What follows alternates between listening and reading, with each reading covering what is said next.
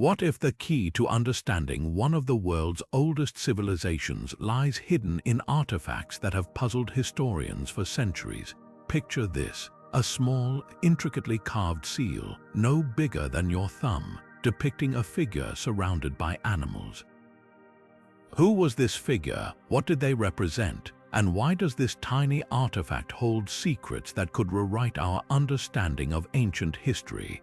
Welcome to a journey through time, where we uncover the 25 forgotten wonders of the Indus Valley Civilization, a civilization so advanced yet so mysterious that its secrets continue to baffle experts to this day.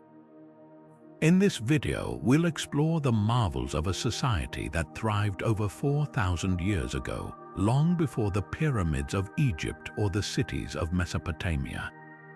From the engineering genius of the Great Bath to the enigmatic symbols of the undeciphered Indus script, each wonder tells a story of innovation, artistry, and a way of life that remains shrouded in mystery. Why did this civilization vanish? What can their forgotten achievements teach us about humanity's past? By the end of this video, you'll not only discover these 25 incredible wonders, but also gain a deeper appreciation for the ingenuity of a people whose legacy has been overshadowed by time. So, are you ready to step into the shadows of history and uncover the secrets of the Indus Valley? Let's begin. Now, let's step into the heart of Mohenjo-Daro, where one of the most remarkable structures of the ancient world awaits, the Great Bath. Imagine a massive, rectangular pool, meticulously constructed with baked bricks and sealed with a layer of bitumen to prevent water from seeping through. This wasn't just any pool, it was a marvel of engineering, measuring roughly 12 meters long, 7 meters wide, and nearly 3 meters deep.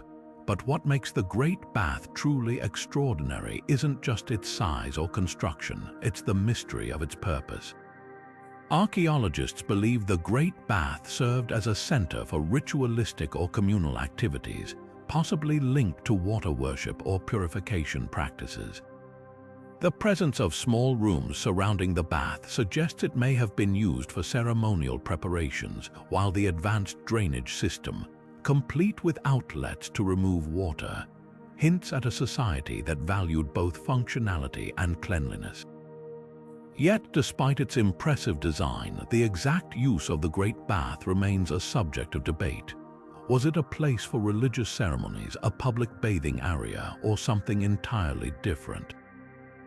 What we do know is that this structure reflects the Indus Valley Civilization's deep understanding of architecture and urban planning.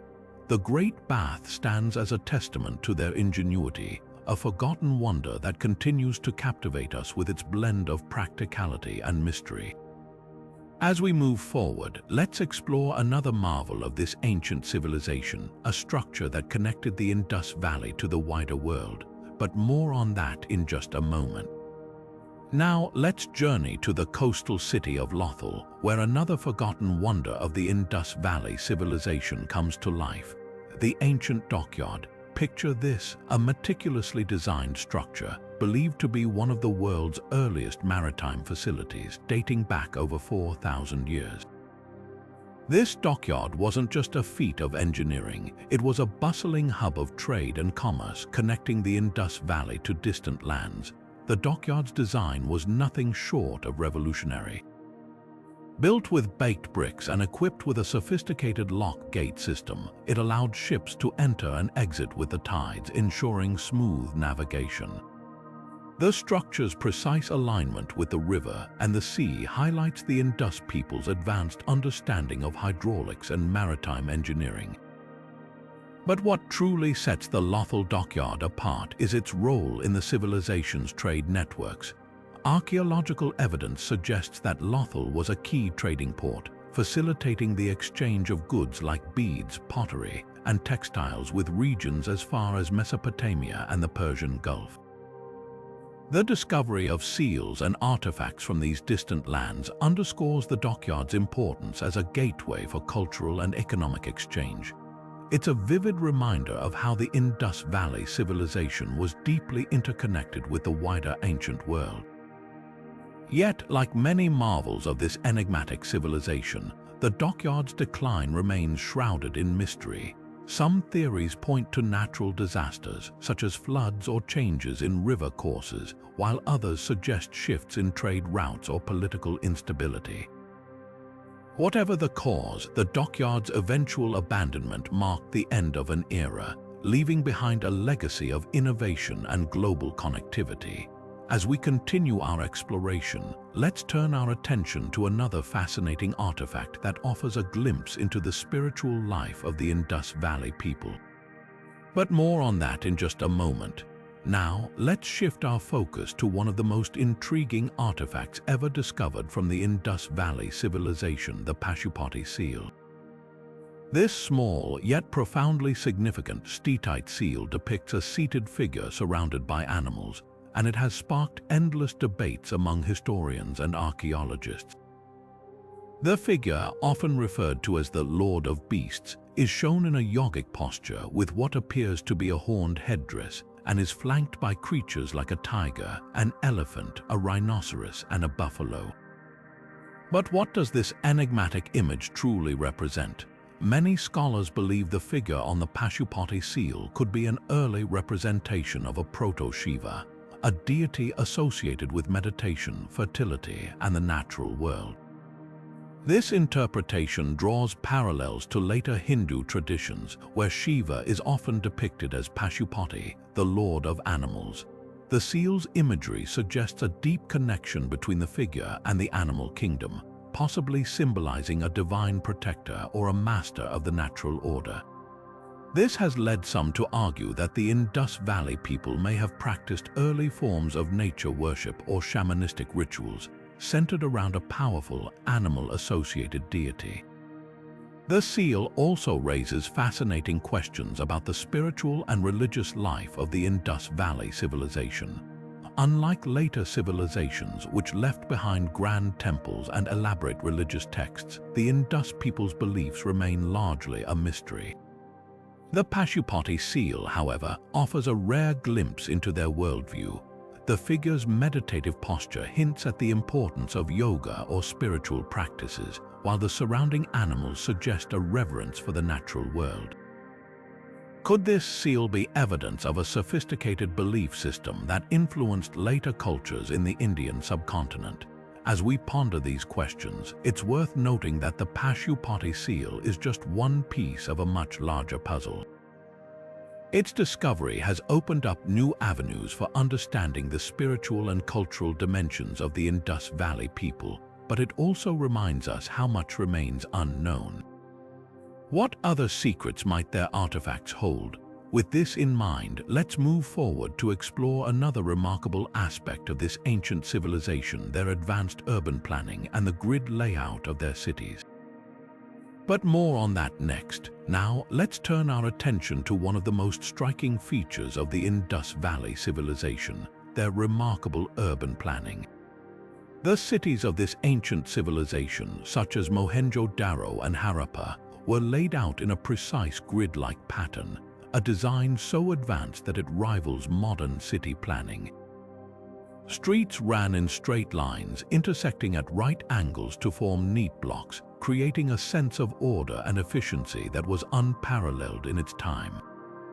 But what makes this grid layout truly extraordinary is not just its appearance, it's the thought and intention behind it.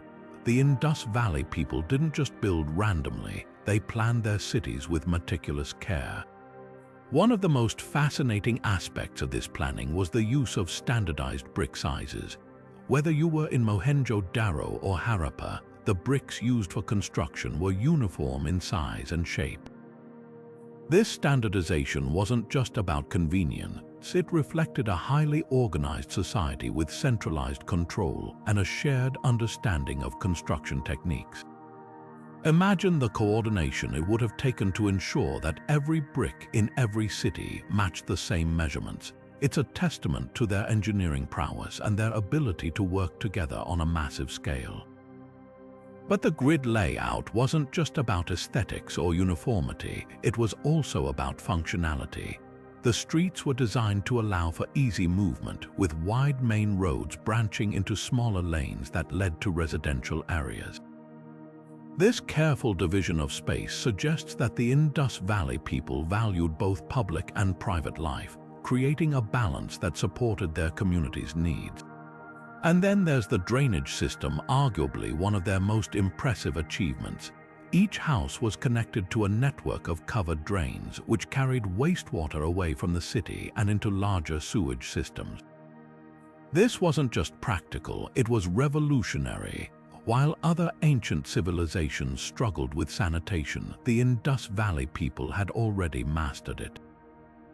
The grid layout, standardized bricks, and advanced drainage systems all point to one thing: a society that was highly organized, forward-thinking, and deeply committed to creating livable, sustainable cities. It's a level of urban planning that wouldn't be seen again for thousands of years. But what does this tell us about the people who built these cities? It suggests a culture that valued order, collaboration, and innovation.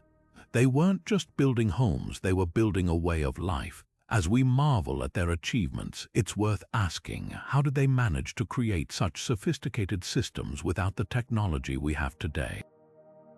The answer lies in their ingenuity and their ability to work together as a community. The grid layout of their cities is more than just an architectural feat. It's a window into the mindset of a civilization that thrived on precision, planning, and progress. With this in mind, let's continue our journey to uncover another forgotten wonder of the Indus Valley, the iconic dancing girl statue, a masterpiece of ancient artistry that reveals yet another layer of this civilization's creativity and skill. Now, let's step into the world of art and expression as we uncover the story of the dancing girl statue, one of the most iconic artifacts of the Indus Valley Civilization. This small bronze figure, standing just over 4,000 years old, is a masterpiece that continues to captivate historians and art enthusiasts alike. Discovered in Mohenjo-Daro, the statue depicts a young girl in a dynamic pose, her hand resting on her hip and her head tilted slightly as if caught mid-movement. The level of detail is astonishing. Her delicate features, the bangles adorning her arms, and the intricate hairstyle all speak to the skill of the artist who crafted her. What makes the dancing girl statue so remarkable is not just its beauty, but the story it tells about the people who created it. The statue was made using the lost wax casting technique, a sophisticated method that involved creating a wax model, covering it in clay, and then melting the wax to leave a hollow mold for molten bronze. This process required not only technical expertise but also a deep understanding of materials and precision.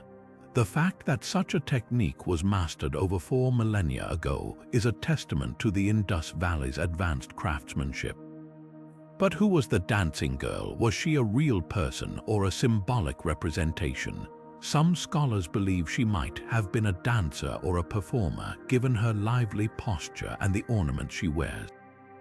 Others suggest she could represent a goddess or a figure from mythology, embodying ideals of grace and vitality. While her true identity remains a mystery, what's clear is that she reflects the Indus Valley people's appreciation for human expression and movement. The statue also offers a glimpse into the cultural values of the time. The attention to detail in her jewelry and attire suggests that adornment and personal expression were important aspects of life in the Indus Valley. The bangles on her arms, for instance, are so finely crafted that they seem almost lifelike, hinting at a society that valued beauty and artistry. As we admire the dancing girl, it's worth reflecting on what she represents. She's not just a statue, she's a window into a civilization that celebrated creativity, skill, and the human form. Her enduring appeal reminds us that art has the power to transcend time, connecting us to the people who lived thousands of years before us. With this in mind, let's move forward to explore another fascinating aspect of the Indus Valley, the enigmatic unicorn seals, which hold clues to the civilization's trade, mythology, and symbolic language. Now, let's turn our attention to one of the most intriguing mysteries of the Indus Valley Civilization, the enigmatic unicorn seals. These small, intricately carved artifacts, found in abundance across sites like Mohenjo-Daro and Harappa, depict a creature that resembles a unicorn, complete with a single horn protruding from its head. But what exactly do these seals represent, and why were they so important to the people of the Indus Valley? The unicorn-like creature is the most common motif found on these seals, appearing on thousands of them. Unlike the mythical unicorns of later cultures, this creature is often shown with a stocky body, a long neck, and a single horn. Some scholars suggest it might represent a real animal, possibly a stylized version of a bull or an antelope, while others believe it could be a purely symbolic creation. The fact that no physical remains of such an animal have been found adds to the mystery, leaving us to wonder whether it was a product of imagination or a creature lost to time. These seals were more than just decorative objects. They played a crucial role in the daily life of the Indus Valley people. Most of them were made from steatite, a soft stone that was easy to carve and then hardened by firing. They often feature inscriptions in the undeciphered Indus script along with the unicorn motif. Many seals also have a small perforation at the back, suggesting they were used as stamps, possibly to mark goods, documents, or even personal belongings. This points to their use in trade and administration, highlighting the civilization's organized and interconnected economy. But the unicorn seals also hold deeper symbolic significance. Some researchers believe the unicorn might have been a sacred animal, representing power, fertility, or protection. Its frequent appearance alongside other symbols, such as ritualistic objects or plants, hints at a possible connection to religious or spiritual practices. Could the unicorn have been a totem or a guardian figure for the Indus Valley people, or was it a symbol of prosperity tied to their thriving trade networks? The mystery deepens when we consider the absence of grand temples or large-scale religious art in the Indus Valley. The unicorn seals might offer a rare glimpse into the spiritual beliefs of this ancient civilization, serving as portable symbols of faith or identity. Yet, without a clear understanding of the Indus script or more contextual evidence, their true meaning remains elusive. What makes the unicorn seals so fascinating is not just their artistic beauty, but the questions they raise about the people who created them. Were they purely functional, or did they carry a deeper cultural or spiritual message? Why was the unicorn motif so prevalent, and what did it signify to the Indus Valley people? These questions continue to puzzle archaeologists and historians, making the unicorn seals one of the most enduring enigmas of this ancient civilization. As we ponder these mysteries, let's move forward to uncover another remarkable aspect of the Indus Valley, the massive granaries of Harappa, which reveal the civilization's advanced agricultural and economic systems. Now, let's shift our focus to another marvel of the Indus Valley Civilization, the massive granaries of Harappa. These impressive structures stand as a testament to the ingenuity and foresight of this ancient society, showcasing their mastery over agriculture and resource management.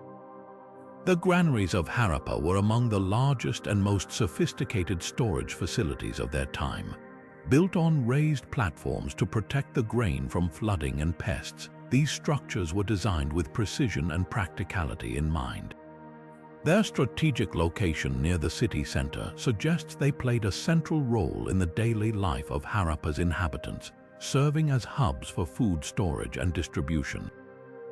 But what makes these granaries truly remarkable is their scale and organization. Archaeologists estimate that the granaries could store enough grain to feed thousands of people, highlighting the civilization's ability to produce surplus food. This surplus was not only a sign of agricultural success, but also a cornerstone of their economic system. By storing and redistributing grain, the Indus Valley people could support a growing population, engage in trade, and even prepare for times of scarcity. The construction of these granaries also reveals a high level of planning and coordination. the use of standardized bricks and advanced engineering techniques ensured the structures were durable and efficient. Ventilation systems were incorporated to keep the grain dry, while the raised platforms prevented moisture from seeping in. These features demonstrate a deep understanding of both architecture and the challenges of food preservation. Beyond their practical function, the granaries offer insights into the social and economic structure of the Indus Valley Civilization. The ability to store and manage large quantities of grain suggests the presence of a centralized authority or administration that oversaw agricultural production and distribution. This level of organization points to a highly developed society, capable of managing complex systems to ensure the well-being of its people. The granaries also hint at the civilization's trade networks. Surplus grain could have been exchanged for goods like metals, precious stones, and textiles, fostering connections with neighboring regions. This exchange of resources not only enriched the Indus Valley economy, but also facilitated cultural interactions, further solidifying their place as a thriving and interconnected civilization. As we marvel at the granaries of Harappa, we're reminded of the Indus Valley's remarkable ability to balance practicality with innovation. These structures were more than just storage facilities. They were symbols of a society that valued foresight, collaboration, and sustainability. With this glimpse into their agricultural and economic sophistication, let's now explore another fascinating aspect of the Indus Valley, the undeciphered script that continues to baffle researchers to this day. Now, let's turn our attention to one of the most enduring mysteries of the Indus Valley Civilization, the lost script. This ancient writing system, composed of unique symbols and characters, has puzzled researchers for decades, standing as one of history's greatest linguistic enigmas. The Indus script, found on thousands of seals, pottery fragments, and other artifacts, is unlike any other writing system from its time. Its symbols, often arranged in short sequences, are strikingly distinct, featuring a mix of geometric shapes, animal motifs, and abstract designs. Despite the abundance of these inscriptions, the script remains undeciphered, leaving us with tantalizing glimpses into a language and culture that we cannot yet fully understand. Efforts to decode the script have been ongoing for over a century, with scholars employing a variety of approaches. Some have tried to compare it to known languages, while others have analyzed the frequency and patterns of the symbols, hoping to uncover grammatical rules or meanings. Yet, the lack of a bilingual text, a key that could link the Indus script to a known language, has made progress slow and challenging. One of the reasons the script is so difficult to decipher is its brevity. Most inscriptions are short, often containing only a handful of symbols. This has led some researchers to suggest that the script may not represent a full language, but rather a system of signs or markers used for specific purposes, such as trade or ritual. Others argue that it could be a fully developed writing system, with longer texts that have simply not survived the passage of time. The mystery of the Indus script also raises questions about the civilization's communication and record-keeping practices. If the script was used for administrative or religious purposes, what kind of information did it convey? Was it used to record laws, trade transactions, or perhaps even stories and myths? Without a key to unlock its secrets, we can only speculate. Despite the challenges, the quest to decipher the Indus script continues to captivate scholars and enthusiasts alike. Advances in technology, such as artificial intelligence and machine learning, have opened new avenues for analysis, offering hope that one day we might finally understand this ancient code. As we ponder the lost script, we're reminded of how much there is still to learn about the Indus Valley Civilization.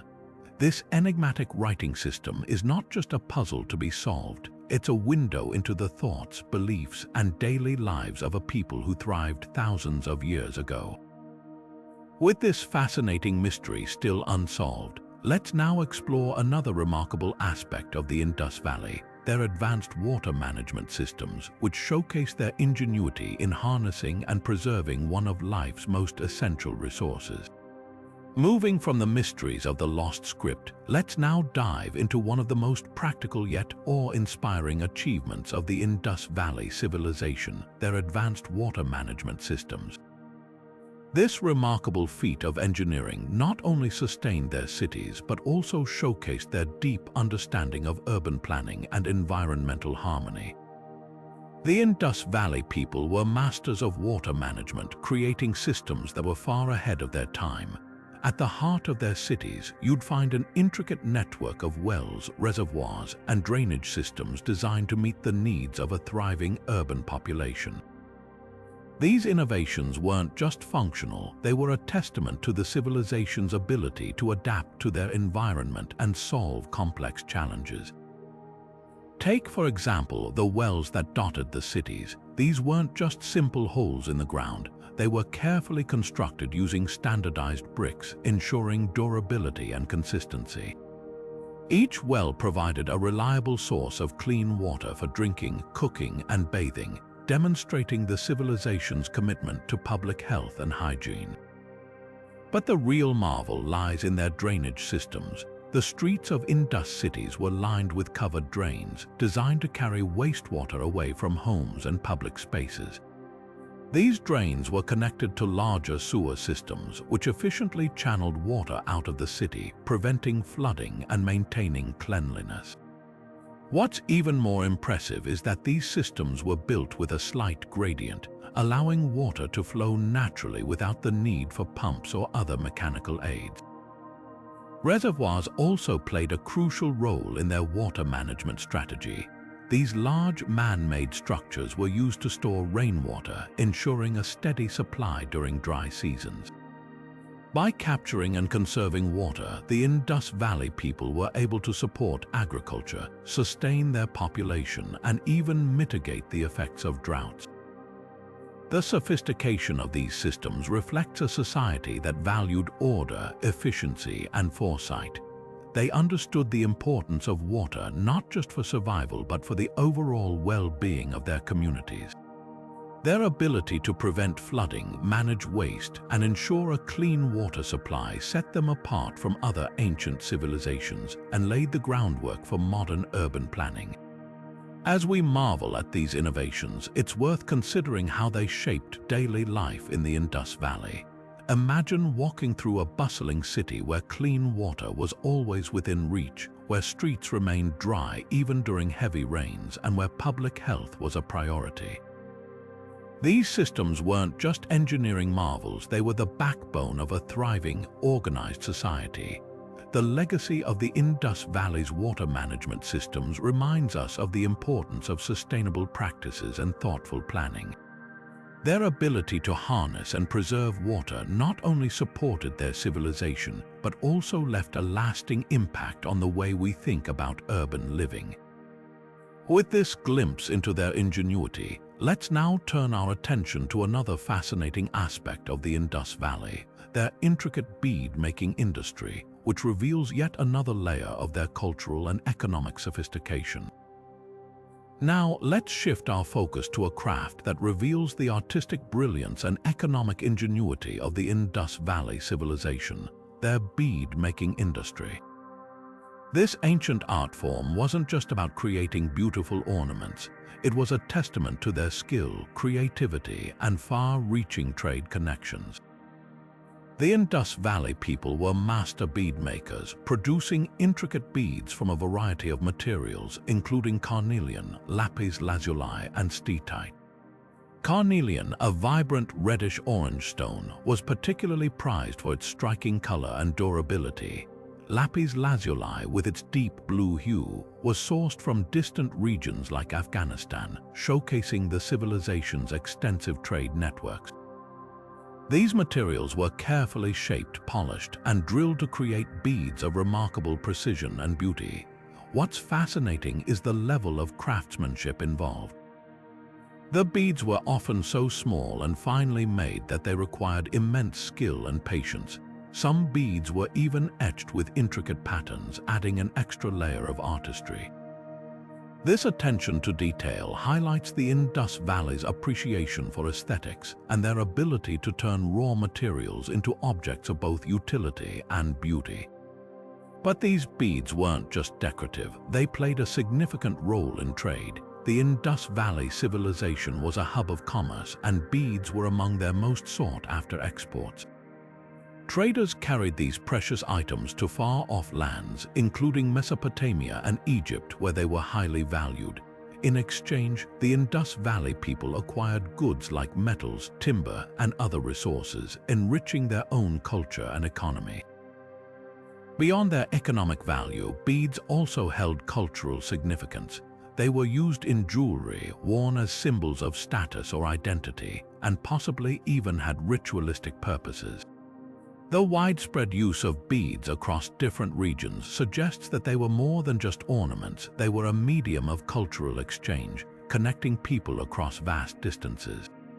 The bead-making industry of the Indus Valley offers us a glimpse into a society that valued both artistry and practicality. Their ability to transform simple stones into objects of beauty and trade reflects a civilization that was not only skilled but also deeply connected to the wider world. As we marvel at these tiny yet significant creations, let's move forward to explore another captivating aspect of the Indus Valley: their small but expressive terracotta figurines, which provide a window into the daily lives and beliefs of this ancient people. Now, let's turn our attention to another fascinating artifact of the Indus Valley Civilization: the small yet expressive terracotta figurines. These miniature sculptures, often no more than a few inches tall, offer us a unique glimpse into the daily lives, beliefs, and creativity of this ancient people. The terracotta figurines were crafted from baked clay, a material that was both abundant and easy to work with. Despite their simplicity, these figurines display a remarkable level of detail and artistry. Many depict human figures, often women adorned with elaborate jewelry and hairstyles, while others represent animals like bulls, birds, and even mythical creatures. Each figurine tells a story, capturing moments of life and imagination in a way that feels surprisingly relatable even today. One of the most intriguing aspects of these figurines is their possible uses. Some scholars believe they served as toys for children, offering a playful insight into the lives of the youngest members of Indus society. Others suggest they may have had religious or ritualistic purposes, perhaps used in ceremonies or as offerings to deities. The presence of female figurines, often referred to as mother goddess figures, has led to theories about their connection to fertility or domestic worship. What makes these figurines particularly special is what they reveal about the people who made them. The attention to detail in the clothing, jewelry, and poses suggests a society that valued self-expression and artistry. At the same time, the widespread presence of these figurines across different sites indicates that they were an integral part of daily life, accessible to people from various walks of life. The terracotta figurines also provide clues about the social and cultural dynamics of the Indus Valley. For instance, the prominence of female figures hints at the possible importance of women in their society, whether as symbols of fertility, protectors of the household, or even as active participants in religious practices. Meanwhile, the animal figurines reflect the civilization's close relationship with nature and the animals that were part of their environment. As we examine these small but meaningful creations, it's clear that the terracotta figurines were more than just decorative objects. They were a reflection of the Indus Valley people's worldview, their creativity, and their connection to both the mundane and the divine. With this deeper understanding of their daily lives, let's now explore another remarkable aspect of the Indus Valley Civilization: their advanced urban sanitation systems, which set them apart as pioneers of cleanliness and organization in the ancient world. Moving forward, let's shift our focus to one of the most striking features of Mohenjo-Daro: the towering citadels that dominated its skyline. These elevated structures, built on massive platforms of mud brick, were not just architectural marvels but also central to the city's social and political life. Rising above the rest of the settlement, the citadels were likely the heart of power and spirituality in the Indus Valley Civilization. The citadels were strategically positioned at the western edge of the city, offering a commanding view of the surrounding area. This elevated location wasn't just for show. It served practical purposes such as protection from floods and potential invaders. But beyond their defensive role, the citadels are believed to have functioned as administrative or religious hubs. Some scholars suggest they housed government officials or served as centers for important ceremonies, while others argue they may have been temples dedicated to deities worshipped by the Indus people. What makes these citadels truly remarkable is their architectural sophistication. The platforms were constructed using uniform, baked bricks, a testament to the civilization's advanced engineering skills. The structures were meticulously planned, with staircases, courtyards, and rooms that suggest a highly organized use of space. One of the most famous features within the citadel complex is the Great Bath, which we've already explored, but there are also other intriguing elements like large halls and storage areas, hinting at their multifunctional use. The citadels also reflect the Indus Valley's emphasis on urban planning and social hierarchy. Their prominent placement and grand design suggest they were reserved for the elite or for activities of great importance to the community. This separation between the elevated citadels and the lower residential areas may indicate a clear distinction between the ruling class and the general population, offering insights into the civilization's social structure. As we examine these towering structures, it's impossible not to marvel at the ingenuity of the Indus Valley people. The citadels were more than just buildings. They were symbols of power, spirituality, and the civilization's ability to harmonize form and function. Their enduring presence in the ruins of Mohenjo-Daro continues to inspire awe and curiosity, reminding us of the sophistication of this ancient society. With the citadels as a testament to their architectural brilliance, let's now turn our attention to another fascinating aspect of the Indus Valley: their standardized system of weights and measures, which played a crucial role in their thriving trade networks. Now, let's step into the world of commerce and precision as we explore the Indus Valley's remarkable system of weights and measures. This standardized system wasn't just a practical tool, it was a cornerstone of their thriving economy and a testament to their advanced organizational skills. The Indus Valley people used a carefully calibrated system of weights, typically made from stone or terracotta. These weights were remarkably consistent with a clear progression in size, suggesting a highly developed understanding of measurement. The smallest units were tiny, almost like beads, while the larger ones could weigh several kilograms. What's fascinating is that these weights followed a precise ratio, often based on multiples of 16. A system that allowed for easy calculations and trade transactions. This uniformity wasn't accidental. It reflects a society that valued fairness and efficiency in trade. Whether exchanging goods within the city or trading with distant regions like Mesopotamia, the standardized weights ensured that transactions were transparent and reliable. Imagine the bustling markets of Mohenjo-Daro or Harappa, where merchants could confidently trade goods knowing that the weights they used were consistent and trusted. But the system wasn't just about trade, it also highlights the civilization's administrative sophistication. The widespread use of these weights across Indus cities suggests a centralized authority that regulated commerce and maintained standards. This level of organization points to a society that was not only economically advanced but also deeply interconnected, with shared practices that unified its people. The weights themselves are a marvel of craftsmanship. Many were cubical in shape with smooth, polished surfaces, while others were cylindrical or spherical. Some even bore markings or inscriptions, though their exact meaning remains a mystery. These small artifacts, often overlooked, tell a big story about the Indus Valley's commitment to precision and order. Beyond weights, the Indus people also used standardized measures for length and volume, further evidence of their meticulous approach to trade and construction. This attention to detail extended to their urban planning, where uniform brick sizes and grid layouts were the norm. Together, these systems paint a picture of a civilization that valued harmony, balance, and efficiency in every aspect of life. As we reflect on this forgotten wonder, it's clear that the Indus Valley's weight and measurement system was more than just a practical tool. It was a symbol of their ingenuity and a foundation for their economic success.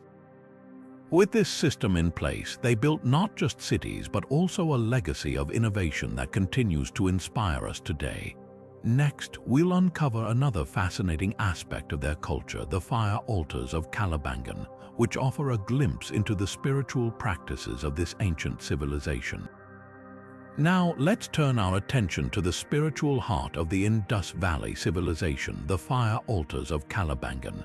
These ancient structures, discovered in the ruins of this once thriving city, offer a fascinating glimpse into the religious and ritualistic practices of this enigmatic culture. The fire altars at Calibangan are among the most intriguing archaeological finds from the Indus Valley. These rectangular or circular platforms, often made of baked bricks, were designed to hold sacred fires. Their precise construction and strategic placement within the city suggest that they played a central role in the spiritual life of the people. What makes these altars particularly captivating is their potential connection to later Vedic traditions. The Vedic texts, composed centuries after the decline of the Indus Valley Civilization, describe elaborate fire rituals known as yajnas. These rituals involved offerings to deities through sacred fires, a practice that bears striking similarities to the fire altars of Calibangan. Could these altars be an early precursor to the Vedic yajnas? Many scholars believe so, pointing to the continuity of fire worship in the Indian subcontinent as evidence of a shared cultural heritage. The design of the altars also hints at their ritualistic significance. Some were found in pairs, possibly representing a duality in worship, while others were surrounded by ash and charred remains, indicating repeated use over time.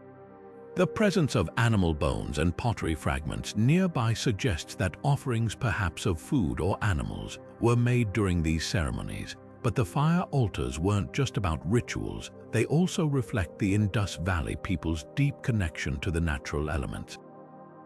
Fire, as a symbol of purity and transformation, likely held profound spiritual meaning for them. These altars may have been places where the community gathered to seek blessings, mark important events, or honor their gods. The discovery of these altars at Calibangan raises intriguing questions about the religious beliefs of the Indus Valley people. Unlike later civilizations, they left behind no grand temples or elaborate statues of deities. Instead, their spirituality seems to have been rooted in simpler, more intimate practices centered around fire and communal rituals.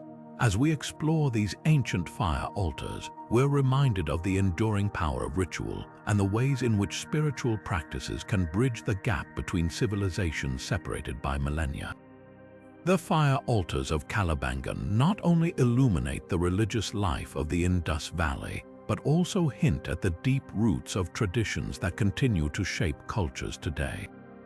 Next, we'll delve into another captivating aspect of this ancient civilization, the exquisite jewelry of the Indus Valley, which reveals their artistic brilliance and cultural sophistication. Now, let's shift our focus to a dazzling aspect of the Indus Valley Civilization, their exquisite jewelry. The craftsmanship and artistry of these ancient adornments reveal not only the technical skill of the people, but also their deep appreciation for beauty and symbolism. The jewelry of the Indus Valley is nothing short of breathtaking.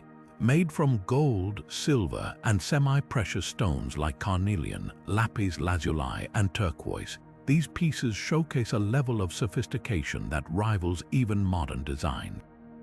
Necklaces, bracelets, earrings, and rings have been unearthed in abundance, each piece reflecting meticulous attention to detail.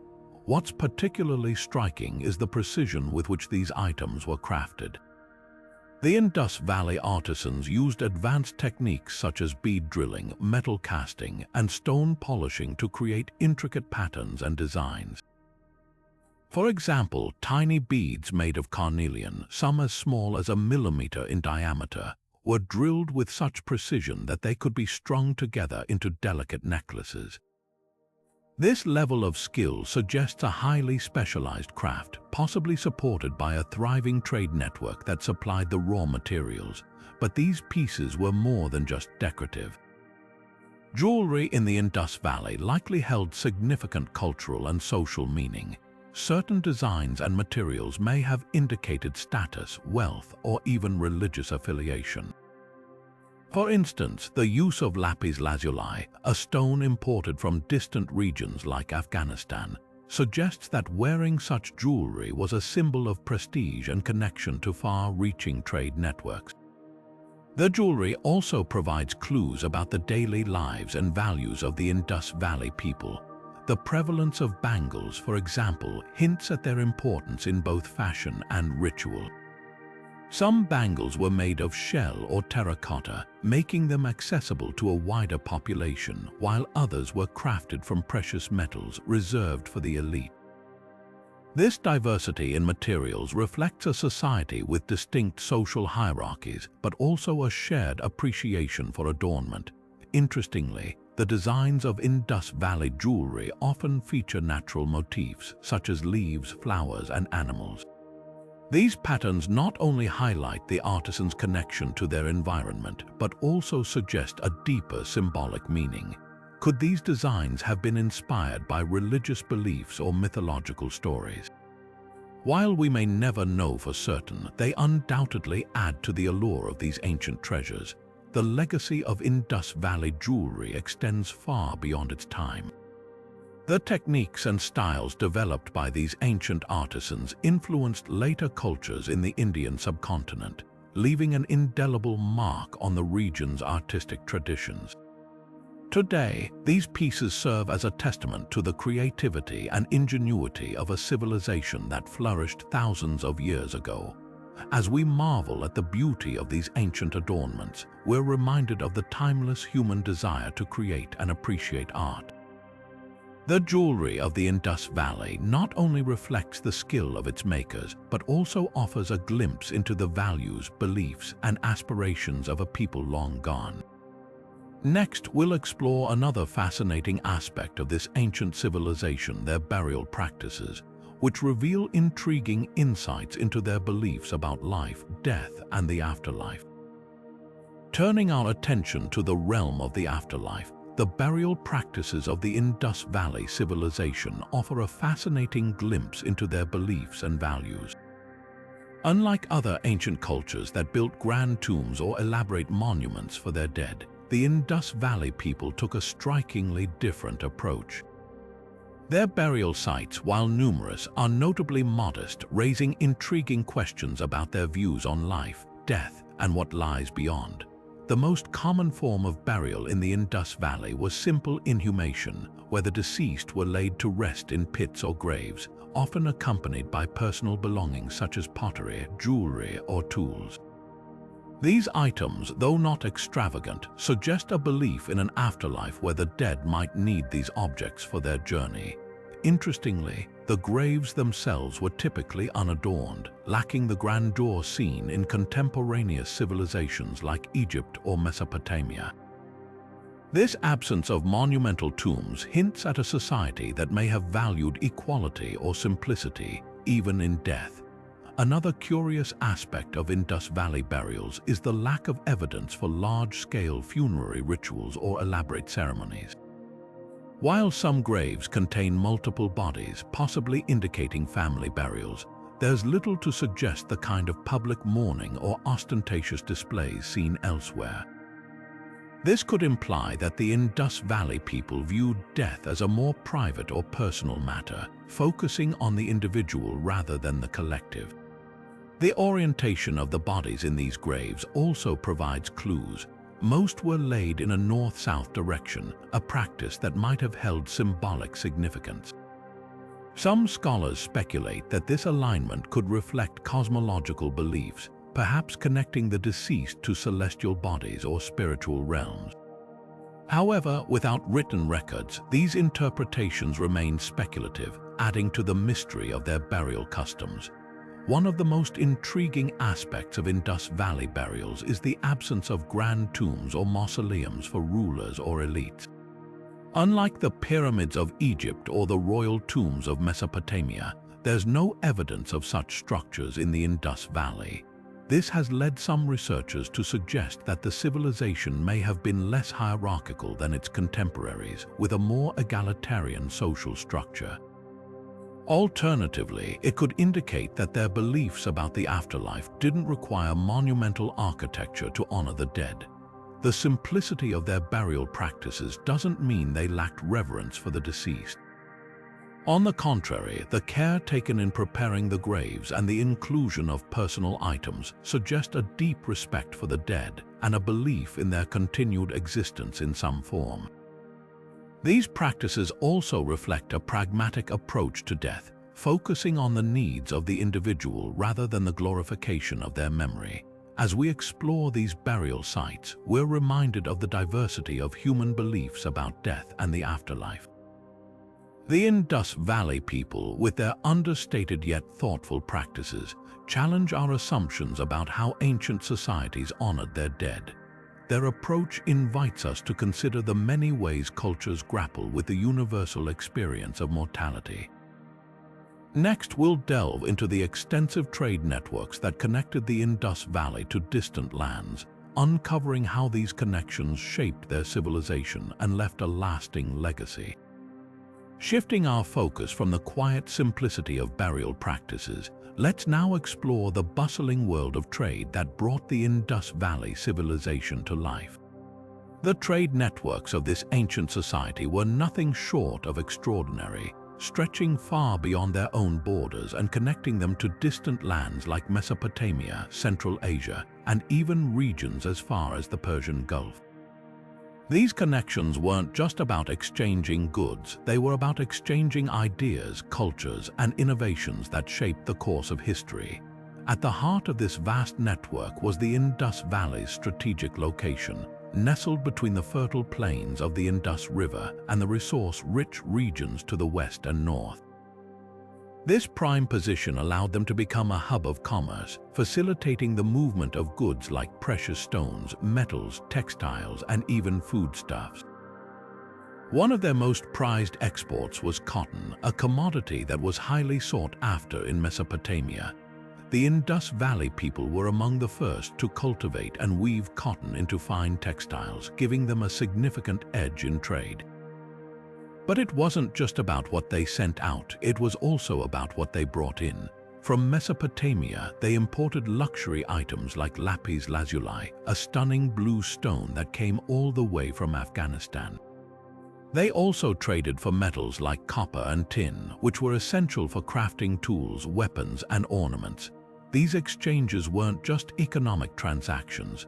They were cultural bridges that brought new ideas, technologies, and artistic influences into the Indus Valley.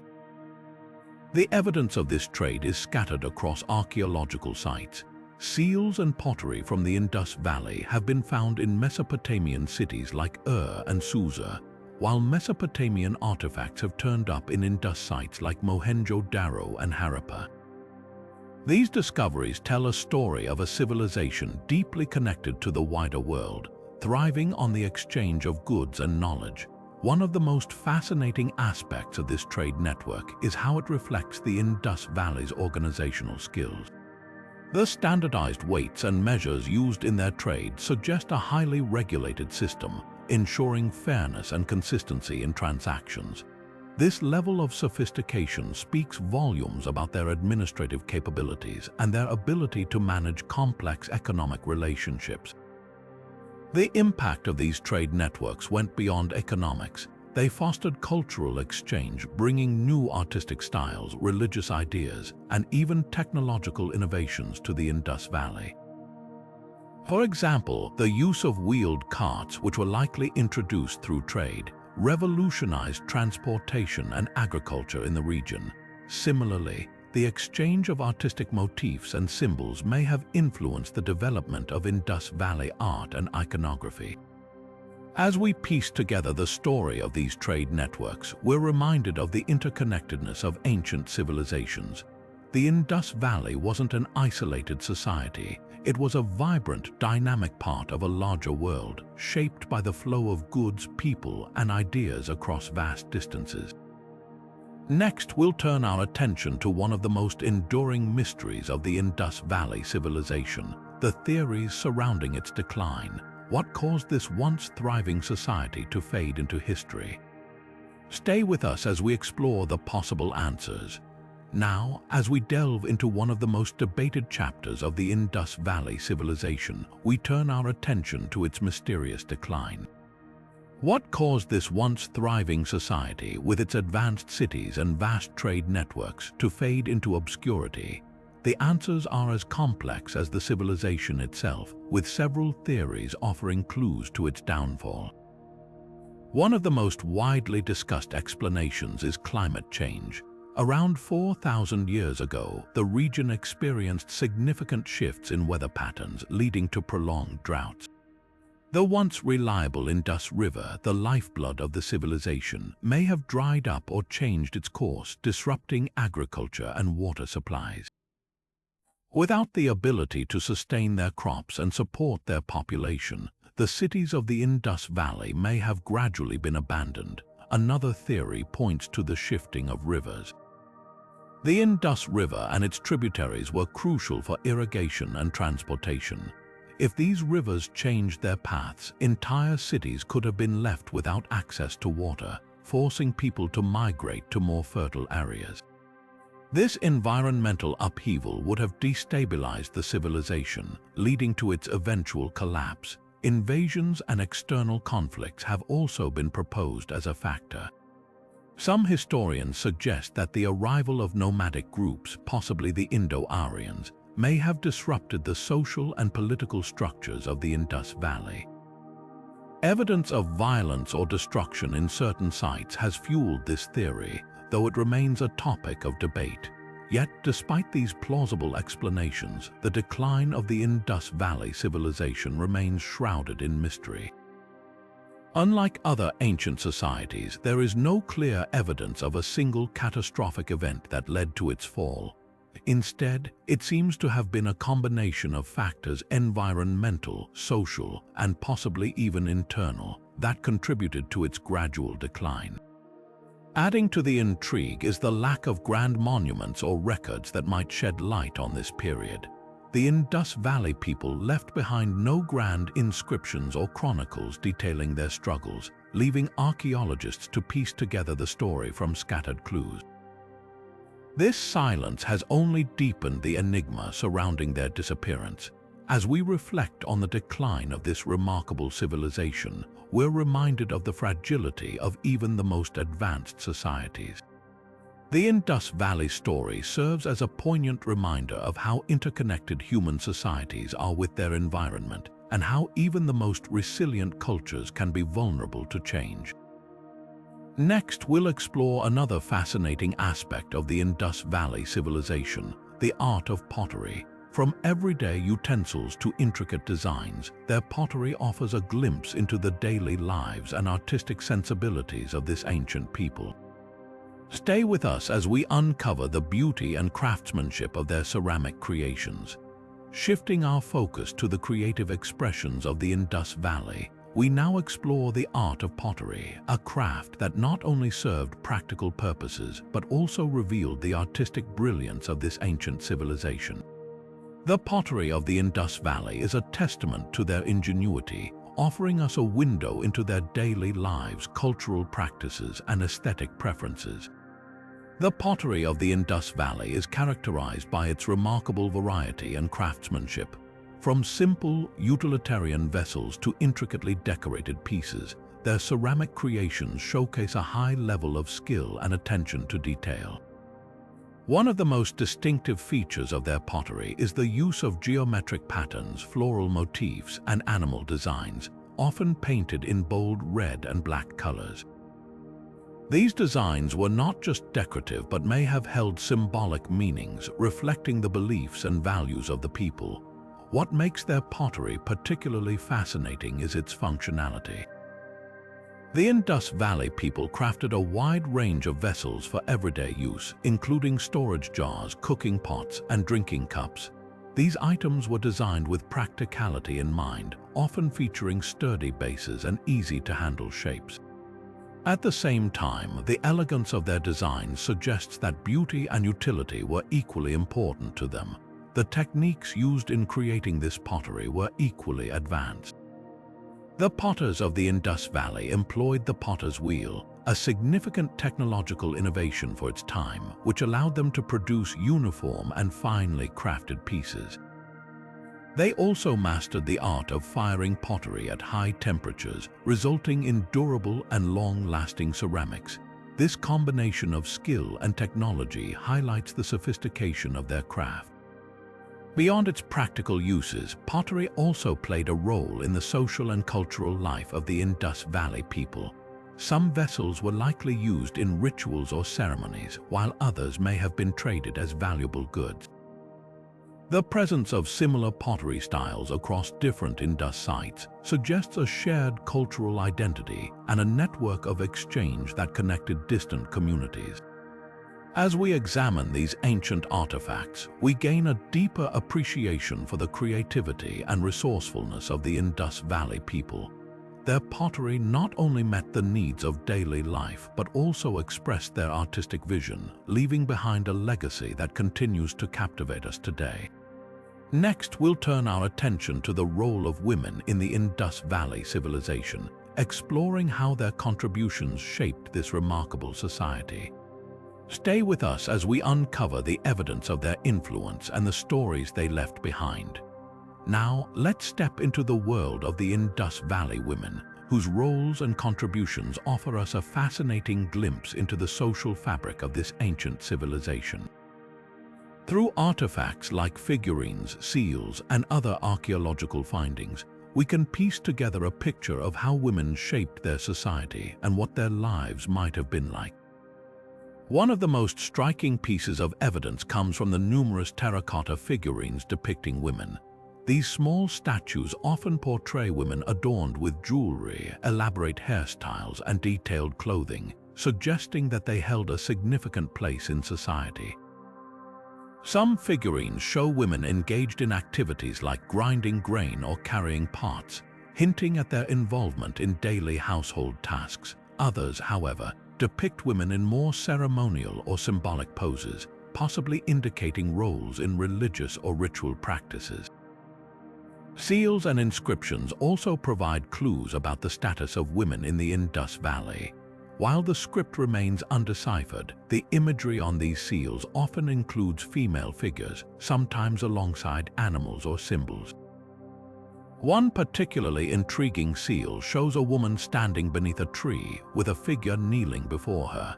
This scene has led some scholars to speculate that women may have held positions of authority or spiritual significance, perhaps as priestesses or community leaders.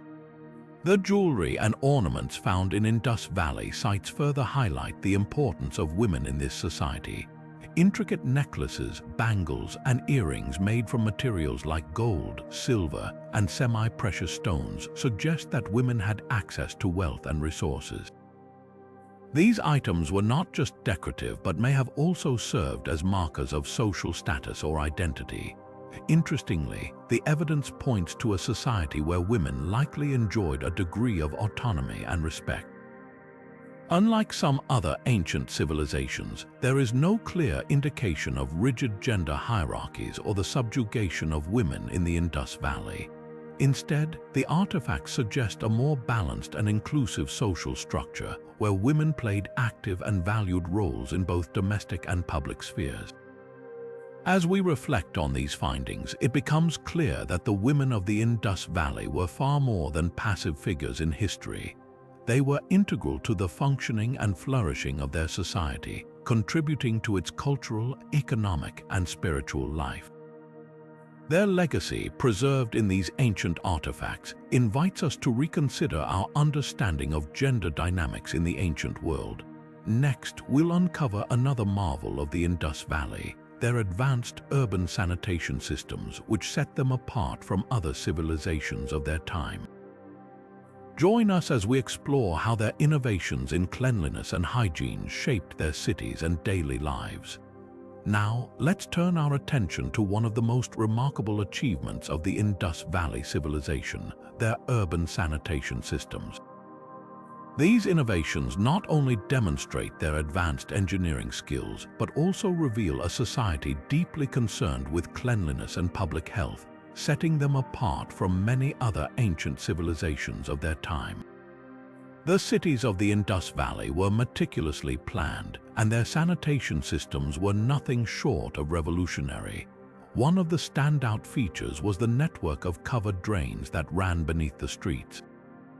These drains were carefully constructed using baked bricks and designed to carry wastewater away from residential areas, preventing flooding and contamination. What's truly impressive is how these drains were integrated into the city's layout, showing a level of foresight and planning that was unparalleled in the ancient world. But the sanitation advancements didn't stop there. Many homes in Indus cities were equipped with private bathrooms, complete with drainage systems that connected to the main sewer lines. These bathrooms often featured brick floors and even small channels to direct water flow, ensuring efficient waste removal. This level of personal hygiene was rare in other ancient societies, where communal facilities or open-air disposal were more common. The Indus Valley people also built public wells and reservoirs to ensure a clean water supply for their cities. These structures were strategically placed and carefully maintained, reflecting their understanding of the importance of clean water for health and sanitation. The combination of private and public sanitation facilities highlights a society that valued both individual comfort and communal well-being. What makes these systems even more extraordinary is their longevity. Many of these drains and bathrooms remained functional for centuries, a testament to the durability and effectiveness of their design. This level of engineering sophistication suggests that the Indus Valley people had a deep understanding of urban planning and public health, concepts that were far ahead of their time. As we explore these ancient sanitation systems, it's hard not to marvel at how they managed to achieve such a high standard of living. Their innovations in cleanliness and hygiene not only improved daily life but also set a benchmark for future civilizations. Next, we'll delve into another intriguing aspect of the Indus Valley, the mysterious absence of grand temples and what it tells us about their religious practices and societal structure. Stay with us as we uncover more secrets of this enigmatic civilization. Now, shifting our focus to another fascinating mystery of the Indus Valley Civilization, we come to the puzzling absence of grand temples. Unlike many other ancient civilizations, such as the Egyptians or Mesopotamians, the Indus Valley people did not leave behind towering temples or monumental religious structures. This absence raises intriguing questions about their spiritual beliefs and how they organized their society. What makes this even more curious is that the Indus Valley cities were incredibly advanced in other areas, from urban planning to sanitation. Yet, when it comes to religious architecture, there's a noticeable void. Archaeologists have uncovered small altars, fire pits, and ritual spaces, but nothing on the scale of the grand temples found in other contemporary cultures. This has led to a variety of theories about their religious practices. One possibility is that the Indus Valley people practiced a more decentralized form of worship. Instead of building massive temples, they may have focused on smaller, community-based rituals or household shrines. This would align with the evidence of small terracotta figurines and seals depicting spiritual or mythological scenes, suggesting that religion was woven into daily life rather than centered around large institutions. Another theory is that their religious practices were more nature-oriented, focusing on elements like water, fire, and animals rather than human-like deities. The famous Pashupati Seal, for example, depicts a figure surrounded by animals, which some interpret as a proto-Shiva or a nature deity. If this is the case, their worship may have taken place in open spaces or natural settings, leaving little need for grand temples. The absence of temples also hints at the societal structure of the Indus Valley. Unlike civilizations where religion was tightly controlled by a priestly class, the Indus Valley may have had a more egalitarian approach to spirituality. Without large temples, there's less evidence of a powerful religious elite, suggesting that authority and influence were distributed more evenly across society. This lack of grand religious architecture doesn't mean the Indus Valley people were less spiritual.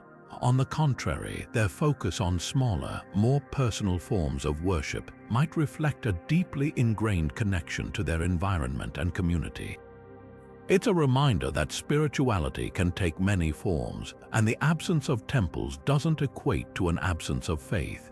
As we ponder this mystery, it's clear that the Indus Valley Civilization continues to challenge our assumptions about ancient societies. Their unique approach to religion and societal organization offers a fresh perspective on how civilizations can thrive without the monumental structures we often associate with power and piety. Next, we'll explore another remarkable aspect of their culture, the early use of cotton, and how it shaped their economy and trade networks. Stay with us as we unravel more of the Indus Valley's forgotten wonders. Now, let's turn our attention to one of the most practical yet revolutionary innovations of the Indus Valley Civilization, the early use of cotton. While we often marvel at grand structures or intricate artifacts, it's the everyday materials that sometimes tell the most compelling stories. Cotton, in particular, played a pivotal role in shaping the Indus Valley's economy and trade networks, leaving a lasting impact on the ancient world. The Indus Valley people were among the first to cultivate and weave cotton into textiles, a practice that dates back to around 5,000 years ago.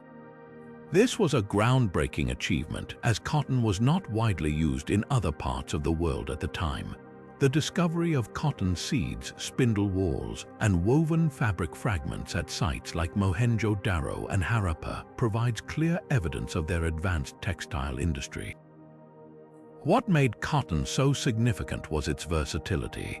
It was lightweight, durable, and well-suited to the region's climate, making it an ideal material for clothing and other everyday items. The Indus Valley people didn't just produce basic fabrics. They created finely woven textiles, some of which were dyed in vibrant colors. This level of craftsmanship suggests that cotton wasn't just a utilitarian resource, but also a symbol of cultural sophistication. The production of cotton textiles also had a profound impact on the Indus Valley's economy. Cotton became a valuable trade commodity, exchanged with neighboring regions and distant civilizations like Mesopotamia. Archaeological evidence such as Mesopotamian texts mentioning Meluhha, believed to be the Indus Valley, highlights the demand for their cotton goods. This trade not only brought wealth to the civilization but also facilitated cultural exchange, as ideas and technologies flowed along with the textiles. Interestingly, the Indus Valley's expertise in cotton production may have influenced other cultures.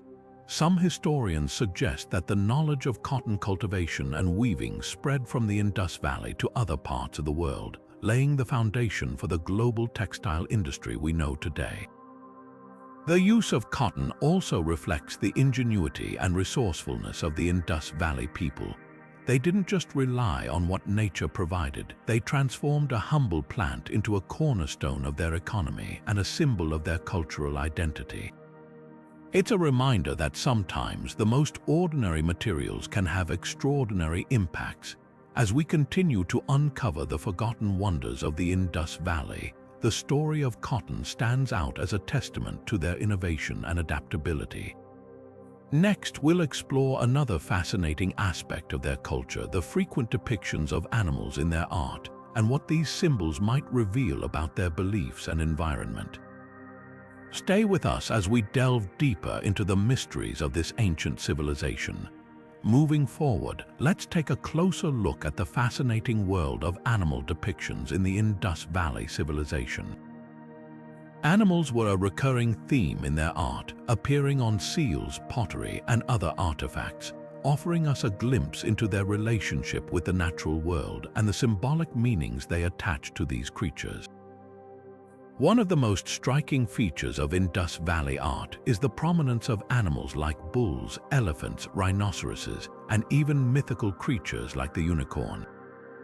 These depictions weren't just decorative, they carried deep cultural and possibly spiritual significance. For instance, the bull, often shown with a raised head and powerful stance, might have symbolized strength, fertility, or even a connection to agricultural life, which was central to their society. The so-called unicorn is particularly intriguing. Found on numerous seals, this creature, with its single horn and stylized body, has puzzled historians for decades. While it's often referred to as a unicorn, it's likely a composite or symbolic animal rather than a literal representation. Some theories suggest it could represent a mythical creature tied to their belief system, while others propose it might symbolize a revered animal or even a clan emblem. Beyond symbolism, these animal depictions also reflect the Indus Valley people's keen observation of their environment. The detailed renderings of elephants, tigers, and other wildlife suggest a society deeply connected to the natural world. This connection wasn't just artistic, it likely influenced their daily lives, from hunting and agriculture to rituals and trade. Interestingly, the animals depicted on seals might have also served practical purposes. Many of these seals were used in trade, possibly as markers of ownership or identity. The recurring motifs of animals could have conveyed specific meanings to those familiar with the symbols, acting as a form of early communication or branding. The presence of both real and mythical animals also raises questions about the Indus Valley's worldview. Were these creatures part of their mythology? Did they represent deities or spiritual concepts? While we may never know for certain, these depictions invite us to explore the rich tapestry of beliefs and values that shaped this ancient civilization. As we piece together the story of the Indus Valley, the animal depictions remind us of their creativity, their connection to nature, and the enduring mysteries of their culture. Next, we'll reflect on the legacy of this remarkable civilization and how its forgotten wonders continue to inspire and intrigue us today. Stay tuned as we uncover the final chapter of this journey through the Indus Valley's hidden marvels. As we step into the final chapter of our journey through the Indus Valley Civilization, it's time to reflect on the profound legacy this ancient society has left behind. Though their cities faded into obscurity thousands of years ago, the echoes of their achievements continue to resonate across time, influencing cultures far beyond their own. The Indus Valley Civilization was a pioneer in many ways, setting standards that would inspire future societies. Their advanced urban planning, with grid-like streets and sophisticated drainage systems, became a blueprint for cities that followed. Even today, modern urban planners marvel at their ingenuity, recognizing how their innovations laid the groundwork for organized, sustainable living. Their mastery of trade and craftsmanship also left an indelible mark. The intricate beadwork, exquisite jewelry, and finely crafted pottery of the Indus Valley were not just products of their time, they became symbols of a culture that valued precision, artistry, and economic exchange. These goods traveled far and wide, connecting the Indus Valley to distant lands like Mesopotamia and Central Asia, fostering a network of cultural exchange that shaped the ancient world. Perhaps one of the most intriguing aspects of their legacy is the mystery that surrounds them. The undeciphered script, the enigmatic seals, and the absence of grand temples or palaces have sparked endless debates among historians and archaeologists. These unanswered questions keep the Indus Valley alive in our imaginations, inviting us to explore, question, and reinterpret their story. The influence of the Indus Valley can also be seen in the cultural practices of later civilizations in the Indian subcontinent. Elements of their water management systems, agricultural techniques, and even artistic motifs appear to have been passed down through generations, subtly woven into the fabric of subsequent societies. But beyond their tangible contributions, the Indus Valley Civilization reminds us of the resilience and creativity of humanity. In a world without modern technology, they built thriving cities, fostered trade networks, and created art that still speaks to us today. Their forgotten wonders are not just relics of the past, they are testaments to the enduring spirit of innovation and discovery. As we close this exploration of the Indus Valley's hidden marvels, let's remember that their story is far from over. Every artifact unearthed, every seal deciphered, and every theory proposed brings us closer to understanding this remarkable civilization. And perhaps in uncovering their secrets, we also uncover a deeper connection to our shared human history. Thank you for joining us on this journey through the forgotten wonders of the Indus Valley. If you enjoyed this exploration, don't forget to like, subscribe, and hit the notification bell for more fascinating dives into history's greatest mysteries. Until next time, keep exploring, keep questioning, and keep discovering the stories that shape our world. Now, let's turn our attention to one of the most iconic structures of the Indus Valley Civilization, the Great Bath of Mohenjo-Daro. This remarkable feature has long fascinated archaeologists and historians, not just for its engineering brilliance but also for the mysteries surrounding its purpose. While its exact use remains debated, many theories suggest it played a central role in the ritualistic or spiritual life of the Indus people. One compelling idea is that the Great Bath served as a site for water worship or purification ceremonies. Water, as a symbol of life and renewal, holds deep significance in many ancient cultures, and the Indus Valley may have been no exception. The bath's precise construction, with its watertight bricks and sophisticated drainage system, hints at a space designed for more than just practical use. It may have been a place where rituals of cleansing, both physical and spiritual, took place, reflecting the civilization's reverence for water as a sacred element. Another theory ties the Great Bath to communal gatherings or religious festivals. Its central location within the city suggests it was a focal point for the community, possibly hosting ceremonies that brought people together. Imagine the scene: water shimmering under the sun, surrounded by the hum of activity as people gathered to celebrate, pray, or partake in rituals that strengthened their social and spiritual bonds. Some scholars also propose that the bath's design, with its steps leading into the water, could have been used for symbolic immersion, a practice seen in later cultures across the Indian subcontinent. This connection raises intriguing questions about how the Indus Valley's traditions may have influenced later religious practices, such as those found in Hinduism, where water plays a central role in rituals of purification and renewal. While the true purpose of the Great Bath may never be fully known, its existence speaks volumes about the Indus Valley's sophistication and their deep connection to the natural and spiritual world. It stands as a testament to their ability to blend practicality with profound symbolism, creating spaces that served both the body and the soul. As we move forward, let's explore another fascinating aspect of this ancient civilization: the dockyard of Lothal, a marvel of maritime engineering that connected the Indus Valley to the wider world. Now, let's set sail to another marvel of the Indus Valley Civilization, the ancient dockyard of Lothal. This incredible structure, often regarded as one of the world's earliest known maritime hubs, offers a fascinating glimpse into how the Indus Valley connected with the wider world. Nestled near the Gulf of Combat, Lothal's dockyard was a bustling center of trade and commerce, linking this ancient civilization to far-off lands like Mesopotamia and the Persian Gulf. The engineering behind Lothal's dockyard is nothing short of remarkable. Built with precision, it featured a sophisticated system of channels and locks to control water flow, ensuring ships could navigate in and out with ease even during tidal changes.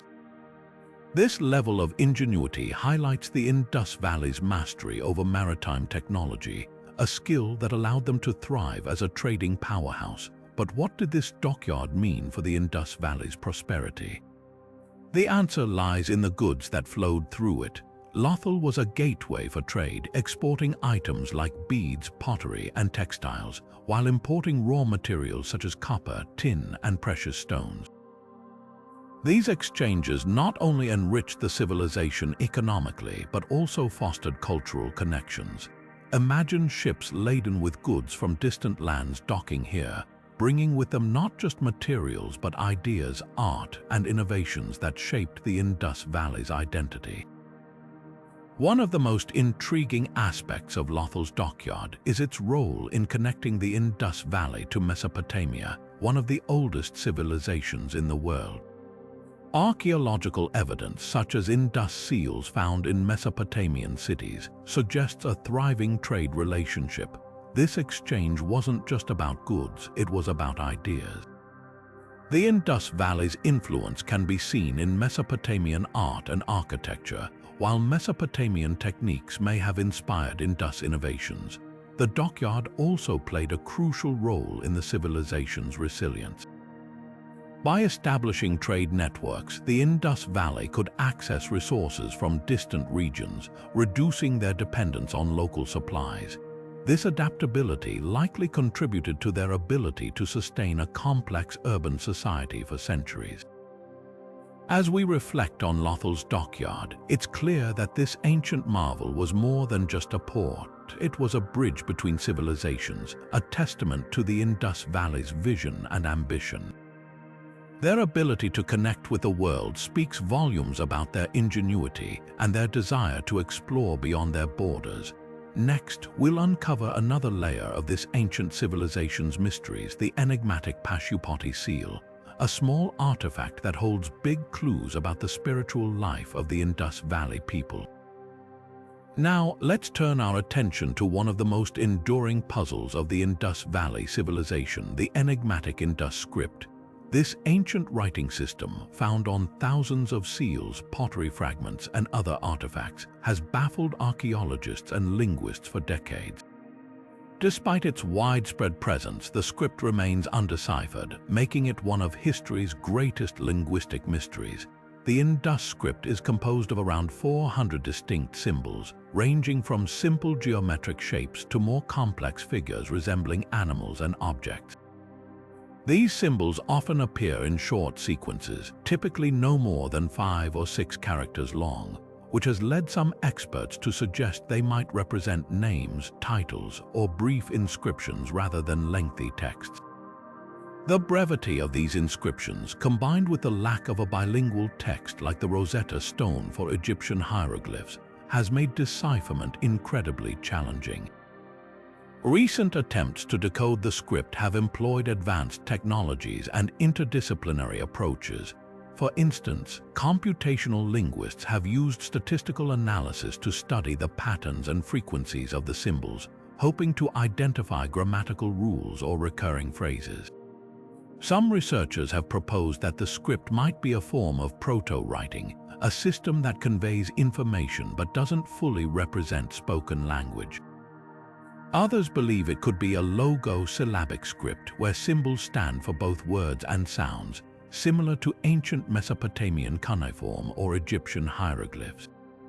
One of the most intriguing theories suggests that the script might encode multiple languages, reflecting the diverse cultural influences within the Indus Valley. This idea is supported by the civilization's extensive trade networks, which connected it to regions as far as Mesopotamia and Central Asia. If true, this would make the script even more complex to decode, as it would require understanding not just one language but potentially several. Despite these efforts, the Indus script continues to resist interpretation. Part of the challenge lies in the lack of a clear cultural or linguistic context. Unlike other ancient scripts, which were often preserved in religious or administrative texts, the Indus inscriptions appear primarily on small objects, leaving their purpose and meaning open to speculation. Were they used for trade, religious rituals, or record-keeping? Without more evidence, we can only guess. The mystery of the Indus script is more than just an academic challenge. It's a window into the minds of the people who created it. Deciphering it could unlock a wealth of knowledge about their beliefs, daily lives, and interactions with other cultures.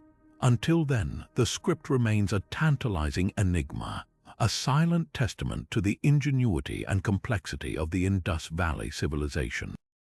Next, we'll explore another fascinating aspect of this ancient society, the advanced water management systems that allowed their cities to flourish. As we come to the end of our journey through the 25 forgotten wonders of the Indus Valley Civilization, it's impossible not to marvel at the ingenuity and sophistication of this ancient society. From the architectural brilliance of the Great Bath to the enigmatic Indus script, each discovery offers a glimpse into a world that was far ahead of its time. These wonders remind us of a civilization that mastered urban planning, trade, art, and spirituality in ways that continue to inspire and baffle us today. The Indus Valley Civilization was a pioneer in many fields: water management systems that rival modern engineering, intricate bead-making techniques that showcased their craftsmanship, and a standardized weight and measurement system that facilitated trade across vast distances. Yet, for all we've uncovered, so much remains shrouded in mystery. The absence of grand temples, the undeciphered script, and the sudden decline of this once thriving culture leave us with questions that may never be fully answered. These forgotten wonders are more than just relics of the past. They are windows into a world that shaped the course of human history. They challenge us to rethink what we know about ancient societies and inspire us to keep exploring, keep questioning, and keep uncovering the secrets of our shared heritage. If you've enjoyed this journey through the Indus Valley's forgotten marvels, don't forget to share your thoughts in the comments below. Which wonder fascinated you the most? What mysteries do you think still lie buried beneath the sands of time? Let's keep the conversation going. And if you're eager for more historical explorations, hit that subscribe button and ring the notification bell so you never miss an adventure into the past. Thanks for watching, and until next time, keep exploring the wonders of history.